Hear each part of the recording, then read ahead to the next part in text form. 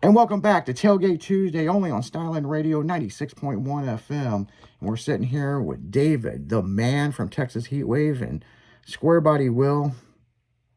Will's just taking it all in, man. He's sitting with mini trucking royalty right here, man. You know. One of the big things I wanted to ask you, David, is how did you get into doing the car and truck shows on your own?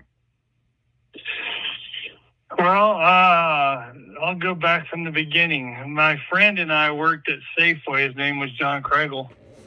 And he had a car with a badass stereo system in it, so we got into the sound offs. So then I decided, well, I went to some shows and I started liking mini trucks. And the reason why I liked mini trucks is because my dad wouldn't let me have the Trans Am that I wanted. He thought I was going to get killed in it. So I was like, all right, well, and that was going to cost a lot of money. So I decided to buy a mini truck a brand new mini truck for $6,700 at that time. That's a lot of money back then. Yeah, $6,700. I bought a truck, and then he brought a Mazda truck also. So then we started lowering them, getting some wheels on them, and so we just lowered them, put wheels on them, and then I decided, well, I wanted to go visit my sister. So I went to visit my sister in Southern California, and her neighbor happened to be with Mini Trucking Magazine. Oh, and he wrote a column for Mini Trucking Magazine. So I met that person, and I also went to the Southern California Mini Trucking Council meeting with him, and then also went to the West Coast Nationals, I think it was, with Bob Hayes' show. Mm-hmm. And from that moment on, I was like, man, there's nothing like this in Texas. Not a damn thing like it. Oh, yeah. So I decided, and then I went to Rezo a year after that. And then when I decided, I told my friends here, I was like, man, we need to do a show, So we decided to do a show at this place called the Oasis in Austin. It's a really beautiful place on the lake. Yeah, what year was that? It was like 98, I believe, or 97 or 98. Okay. And then it might have been 99, but I believe it was 98. And then we decided we were at a friend's house here in Pflugerville, which I currently reside in Pflugerville still. A friend of mine, Scott Williams' house, and his club was called Late Night Minis, and my club was called Custom Minis. We got all wasted and decided to do a show called we didn't know what to call it. We said, well, we got to think of something. So somebody rattled out Texas Heat Wave, and then I said, oh yeah, that's a great idea. That's how it all started. Hot of the year, and that's when it all started. And so that's kind of how it all started with Custom Minis and Late Night Minis. And from there it was game on, and I just started going on. I was the one that was out there promoting, and my friend John Kregel, he was behind the scenes. He went to shows as well, but I did all the promotion on the ground, and he did all the back work, as far as helping put everything together, and just doing all the legwork on the backside. And I was out there promoting, and me and the club, and I was the first show that Trucking Magazine ever featured in a first annual show. Was the first time they ever did a first annual show was a Texas Heat Wave. Really? Oh, that's cool. Yeah, so that was kind of cool. And back then it was, you were lucky to get a colored page, so I was able to get at least one colored page, and the rest of it was black and white. Okay. Yeah, so it was a long time ago, but that's kind of how it all started. And I just kept working on my truck. I put a Camden supercharger on my truck. It was the first mini truck to ever have a supercharger on it. this guy Camden that built these superchargers here in Austin wanted to use a truck for experimental purposes, and then they put it on. They actually put it on one of my friend Gabe's truck, and then it ended up on my truck. So they experimented on his truck to make it work, and then they put it on my truck. That was a really cool thing. No kidding. Yeah. Yeah, it's interesting. I mean, you look at the stuff now at Heatwave, and it's like, you know, superchargers are one thing. I mean, they're running twin turbos and blowers. Oh, they're full motor swap. Yeah, I mean, it's like... That's what I'm saying. It's hard to build something that really gets people's eyes nowadays, because so much has been done. Yeah, I mean, and the interesting thing is, every year, just when you think you've seen everything, somebody does something. And it's like, what the hell? But, you know, let me ask you this, and for a lot of the old school guys with the old school mini trucks, you guys are catering to that with the mini truck old school class, right? More of the original stuff? Yeah. Yeah, I have all the years, makes, and models of mini truck classes available for all the mini trucks. Yeah, because that's the big thing right now. And I've got one, an old school mini truck.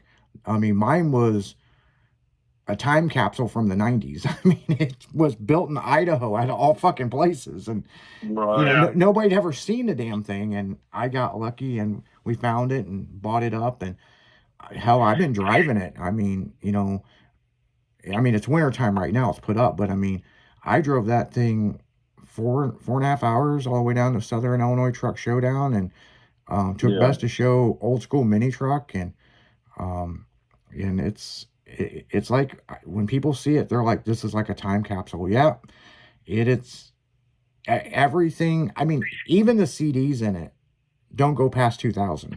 I mean, it is 1990s, you know, JL subs, the PPI Art Series amps, you know, and even Stephanie Thorpe, which was the first lady of Basswood, Iesca and USAC, she designed the whole wall system in there, you know. I mean, you know, it's 1990s, and let me tell you, people, it's not bagged, it's static dropped, and it's about the front bumper is about 2.5 inches off the ground, and you got to know how to drive a thing, or you're gonna tear it up, you know. So you know, I had blocks on mine, and then I put ground effects on it to make it to the ground. Yeah, that's how mine is, you know. And it's like, so we had to add to the vehicle. Yeah, and everything's airbrushed, house of color paint. And what was funny is, in Mini Persuasion, the car club that I'm in now, I run it, but the president that voted me in, he didn't believe in ground effects, you know. He was one of those guys, and he was like, we were at Hooters, and Hooters had shot this deal for my truck for some advertisement, because it's orange, you know, with graphics, and he goes, when you gonna lower your truck? And I was like, it is lowered. And he's like, yeah, I'd be ripping those ground effects off. 2 weeks later, will tell you what happened. I showed up, and that thing laid out. He never admitted that you shouldn't have lowered it that low, but he's like, man, all that airbrush work on those ground effects, I mean, it's gonna get ruined. Yeah. So yeah, we like it as low as it is. I mean, I have thought about putting it on air ride, but I don't know. I've got a lot of other projects too, you know. So yeah, that's just one of them, you know. What else new stuff that you can kind of sneak peek us on for Padre, or for the July show? Well, we're wanting, and we're working on doing, like, everybody's doing those burnout boxes now. You know, we're talking about doing that. It's not something new to the scene, but it's something that's very attractive to people, and they want to see that at the events. One thing we have done that not a whole lot of shows have done is added drifting to our shows. So we do drifting. We've been doing that for the last 3 to 4 years. But we're trying to come up with a money round for the card show and how that's going to work. So I can't really go into detail on what I'm thinking on that yet because we're still working on the That's details. not finalized, yeah. Yeah. So, bikini contest still at 5 o'clock? Yeah, we still do the bikini contest, and we do it one day now instead of 2 days. Man, we got to bring a 2-day back. We do it on Saturday. And then we just have so much going on. We do a tattoo contest, and there's just so much going on. It's hard to fit it in.